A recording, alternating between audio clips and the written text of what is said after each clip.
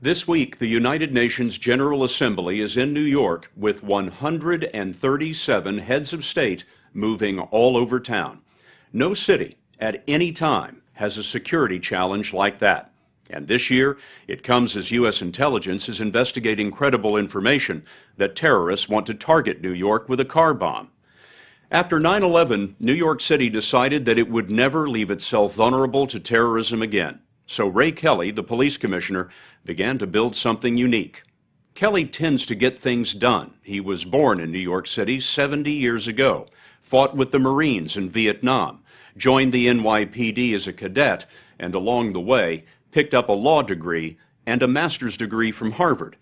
Now, 10 years after 9/11, with an investment of billions of dollars, Kelly has created what he believes is the most powerful and technologically advanced counterterrorism bureau that anyone has ever seen. The story will continue in a moment.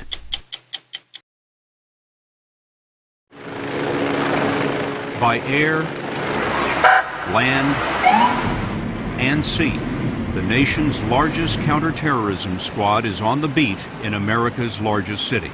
1,000 officers, many of them armed like soldiers, are part of a presence that is meant to send a message. New York City is too tough a target. NYPD Counterterrorism is the creation of Police Commissioner Ray Kelly. We're the #1 target in this country. That's the consensus of the intelligence community. We're the communications capital. We're the financial capital. We're a city that's been attacked twice successfully. We've had 13 terrorist plots against the city since September 11th. No other city has had that. Kelly is a classic cop. He started as an NYPD cadet and rose all the way to commissioner. He left the force before 9/11, but within 4 months of the attack, the mayor asked him to come back. I jumped at the chance. You knew you needed to do what? I knew that we had to supplement, buttress our defenses of the city. We couldn't rely on the federal government alone. I believed that we had to create our own counterterrorism capacity, indeed our own counterterrorism division. And that plan was put into effect fairly rapidly. And the reason we're able to do that is this is a hierarchical organization. You call it a hierarchical kind of organization. In other words, you're the boss. That's correct. That's the way it works here. And you've got 50,000 people working for you. 35,000 uniformed police officers, 15,000 civilian employees. That's correct. His police force is bigger than the FBI because no cop has more to protect than Ray Kelly. We're going to the UN. We were with him in his high-tech command truck last Wednesday when he headed to the east side as New York hosted the United Nations General Assembly. He wanted to be there when President Obama arrived. To prepare for those 137 heads of state, Kelly has to understand the threats that all of those foreign leaders have at home, so their local troubles don't play out here. We have to look abroad. We do that with the Secret Service to see what the issues are in another country. Does that raise the threat level here? The threat level in New York was already high. Intelligence said that there could be a car bomb attack on the 10th anniversary of 9/11, and that worry had still not been resolved. All our interior and exterior checkpoints are up and running. Bomb squads completed all the sweeps and the OPs are up. Kelly had the tower of the UN Secretariat building surrounded. Snipers on the rooftops, divers in the river, helicopters above. Mr. Obama slipped into the UN with the Secret Service under the blanket of the NYPD. All of this came just 10 days after Kelly's team had secured the most sensitive event in the nation. Francis Asaro. It was the 9/11 National Memorial on the 10th anniversary of the attack on America.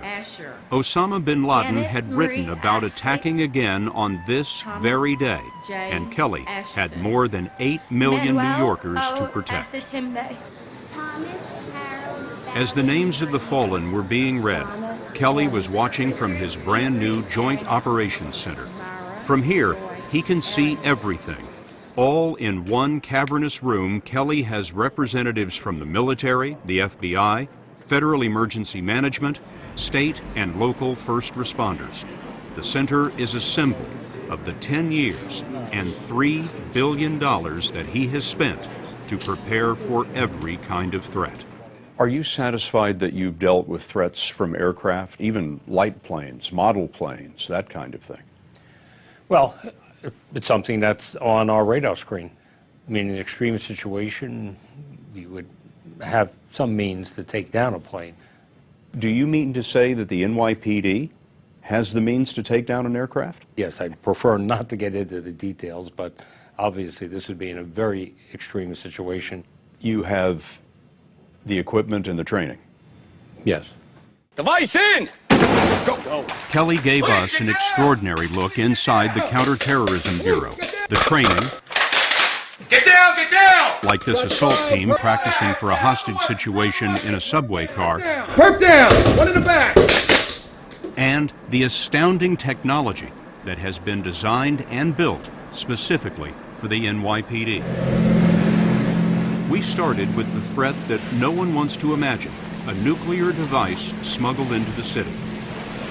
Out on the East River, we went along on an NYPD boat that was designed by one of the federal government's nuclear laboratories. Within the boat itself, we have permanently mounted and installed radiological and nuclear detectors. And the good news is that the detection equipment is very sophisticated and it is very sensitive. Beyond the water, Kelly has radiation detectors circling the city in helicopters, in trucks down on the street, and thousands of cops have automatic nuclear detectors on their gun belts. The technology is so sensitive, Inspector Mike Riggio told us they often stop pleasure boats for a reason that we found amazing. We'd pull up alongside the boat, we'd interview, and that lets us find out that, hey, this person may have just had some type of medical procedure. People who had medical radiation treatments trigger the detectors. So you like your chances of detecting a dirty bomb or a nuclear device? Well, we do. Kelly has built something else that most New Yorkers never see. It is nearly impossible now to walk a block in Lower Manhattan without being on television. There are 2,000 cameras, and soon there will be 3,000, all of which feed into this control center housed in a secret location. Nobody has a system like this. Jessica Tisch helps run this $150 million surveillance system that monitors the cameras and all those radiation detectors. A powerful computer using artificial intelligence actually watches all of the cameras at once, and it knows if a package has been left in one place too long. The camera has identified that this is the shape and the size of a potentially suspicious unattended package. It's narrowing in on it. And it counted how long that bag was motionless. Right. And this center will call a patrol officer and say, hey, go check out that bag. Absolutely. Look what happened last year when the cameras picked up a bag dropped outside the New York Stock Exchange. Within minutes, the bomb squad moved in. They used a portable X-ray to look inside, and then the bomb tech crawled up to open it. Thank God it's someone who dropped their lunch. Somebody's lunch. It's not just lunch bags and suspicious packages that catch the computer's eyes. Tish showed us how the system can search for a suspicious person based on a description. A red shirt, for example. And I can call up in real time all instances where a camera caught someone wearing a red shirt. So the computer looks essentially through all the video, finds all of the red shirts, and puts it together for you. Video canvases that used to take days and weeks to do, you'll now be able to do with the snap of a finger. But the most important part of counterterrorism isn't technology. It's cops on the ground gathering intelligence. Kelly's force speaks 60 languages and dialects, and he has his own intelligence officers all around the world. Abu Dhabi, they're in Amman, Jordan. They are in Lyon, France, which is where Interpol is located. They're in Paris, Madrid, Tel Aviv, London, in Montreal, Toronto, Singapore, and the Dominican Republic. Why do you have New York City cops in all those cities? they're there to act as tripwires or listening posts. Is there anything going on there that, as I say, can help us better protect the city? When terrorists strike overseas, as they did here in Madrid in 2004, NYPD cops respond and send intelligence back in real time. In Madrid, Kelly's officers learned that bombs placed on the trains were assembled near the stations. Immediately in New York, security was tightened in the neighborhoods around the subways. In Mumbai, India, in 2006, the NYPD saw that the bombs on trains had been left in overhead racks. That morning, in New York, the cops zeroed in on the luggage racks in mass transit. When Mumbai was hit again, hotels were taken hostage. The NYPD discovered that Indian police didn't have the layout of the hotel interiors, so Kelly's intelligence unit has now built a video library of the hallways, walkways, and doorways of 700 New York City hotels. Kelly told us that good intelligence stopped a post-9/11 attack on one of the city's greatest landmarks. We had received information in some communications that the bridge in the Godzilla movie was being observed, a possible target. That's the conversation that the terrorists were having. That's that right. They were interested in the bridge. That's how they characterized the bridge. I see. And so somebody got a copy of the Godzilla movie and said, wait a minute, that's the Brooklyn Bridge. Sure. Kelly laid on extra security, and the next intercepted call from the terrorists said, the weather in New York is too hot. In other words, too many cops. Part of the strategy is to put force on display. At random, 100 police cars will swarm part of town just to make a scene. It happens with complete unpredictability. Cops signal subway trains to stop to be searched, and sometimes they hold the trains until they've eyeballed every passenger.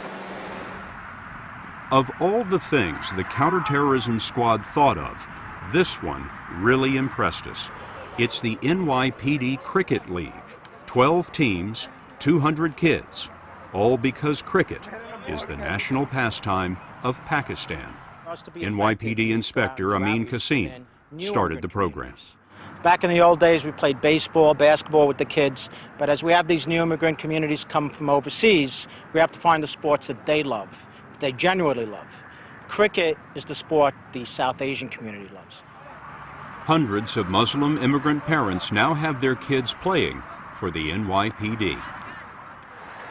The trouble with counterterrorism is that the cops have to bat 1,000 every day. The terrorists only have to get through once. And it very nearly happened on Kelly's watch last year when a Pakistani terrorist parked a car bomb in Times Square. This was the scene after a street vendor saw smoke coming out of the car and called a cop. The bomb squad discovered the bomb and defused it. Later, the FBI built a bomb just like it to see what would have happened.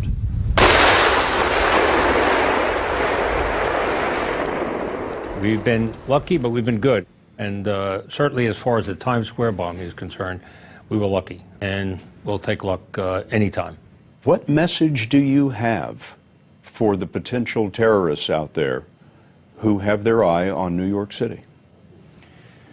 You know, if you see the movie Casablanca, and you have Humphrey Bogart talking to Colonel Strasser, and he says that he would advise the Nazis to think twice about invading certain parts of New York City.